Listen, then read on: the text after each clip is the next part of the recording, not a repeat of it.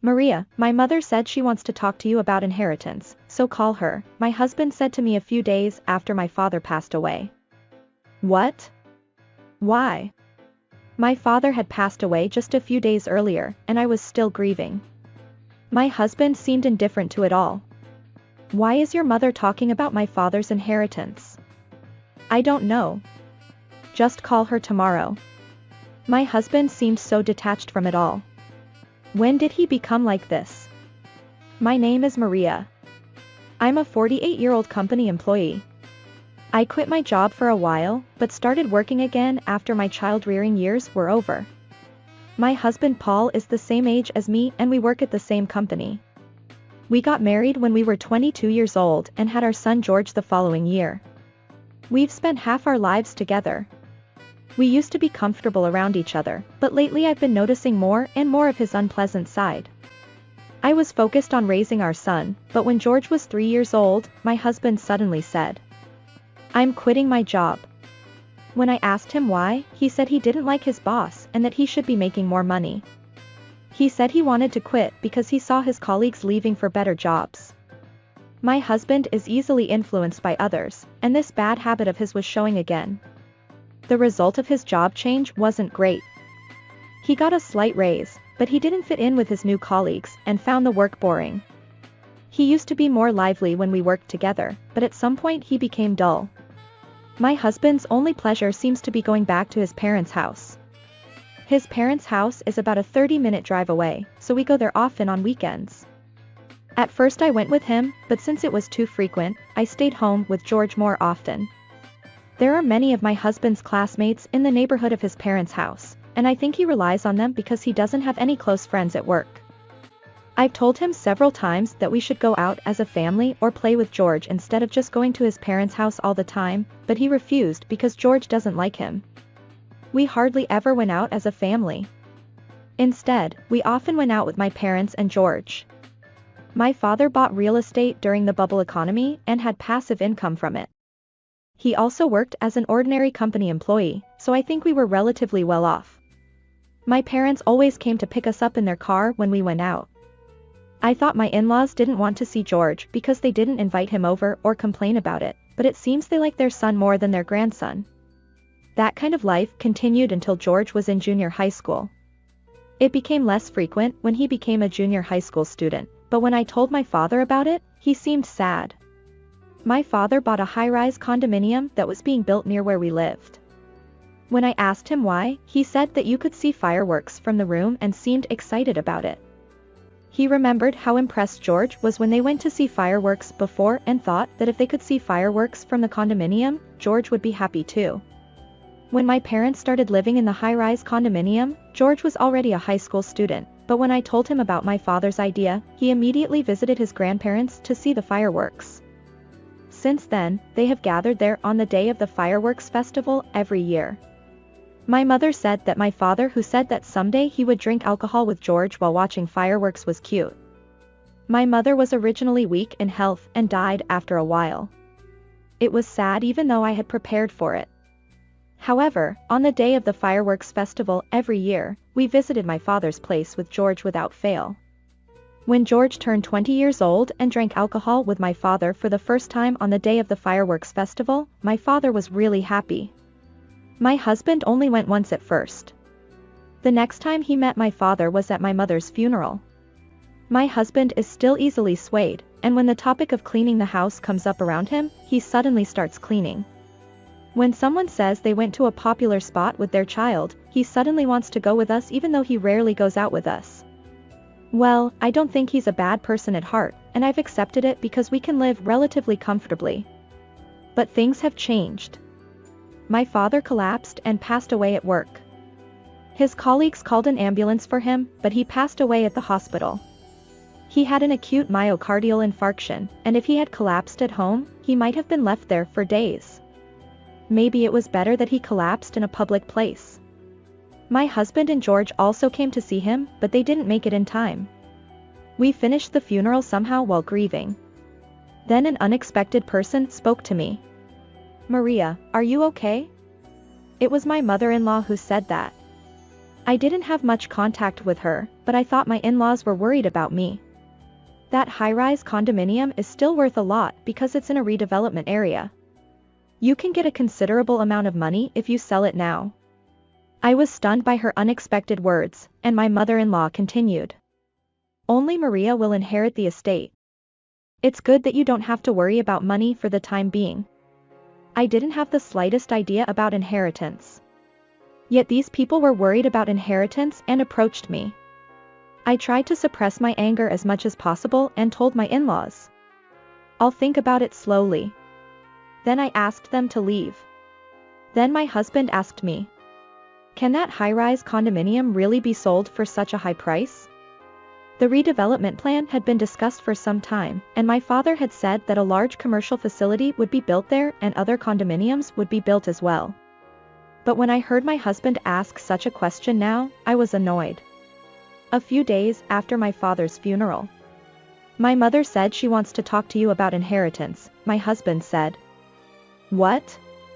Why is your mother talking about my father's inheritance? I was a little annoyed that this was not enough information. I don't know. Anyway, call her tomorrow. My anger also rose against my husband who said so. The next day, I couldn't bring myself to call my mother-in-law, but she called me instead. You're going to sell the high-rise condominium, right? Should I ask my acquaintance about a real estate agent? She suddenly said such a thing. I never said anything about selling it. When I said so, it's better to do this kind of thing quickly. Let me know anytime because I'll help you. She hung up the phone. After that, when I told my husband about it when he came home. What does Maria want? Do you plan to live there? He asked me. The distance from the station is a disadvantage. Well, maybe selling it is reasonable. I said so. After that, my mother-in-law kept asking if we hadn't sold it yet or introduced us to real estate agents, so I told her clearly. I also have friends who are real estate agents. Don't worry about me, this is my problem. But she said. What are you talking about? We're family. Ask us anything. She said that and started calling me frequently even though she hadn't called me before. Anyway, if we put it up for sale, maybe my mother-in-law will stop attacking us. So I decided to consult with a friend who is a real estate agent and proceed with the sale. When my mother-in-law called and my husband came home from work after that, I told them we were going to sell it and the phone attacks from my mother-in-law stopped for now, so I'm relieved. 3 months later, I was contacted that a buyer had been found. It was said that it would be worth quite a bit, but it was beyond my imagination. Then, when my husband returned home from work, he suddenly said, so how much did it sell for in the end? I hid my confusion as to why my husband knew and told him a lie. I still don't know. It's not selling at all. He started watching TV with a sound. I didn't know if he was interested or not. The next day, it was Saturday and I was relaxing when the intercom rang. When I went out to see who it was my parents-in-law. Paul? Your father-in-law and mother-in-law are here, but what's going on? When I called out to my husband like that, he invited his parents in. Then my mother-in-law handed me a piece of paper. When I looked down at it with suspicion, it was a divorce paper. I was confused and my mother-in-law said, Maria, how long are you going to live off Paul? This child has been coming home a lot because he's tired of living with you. There were too many things to point out and I didn't know what to say. For the time being, I asked my husband. What do you mean? Does Paul think so too? He nodded.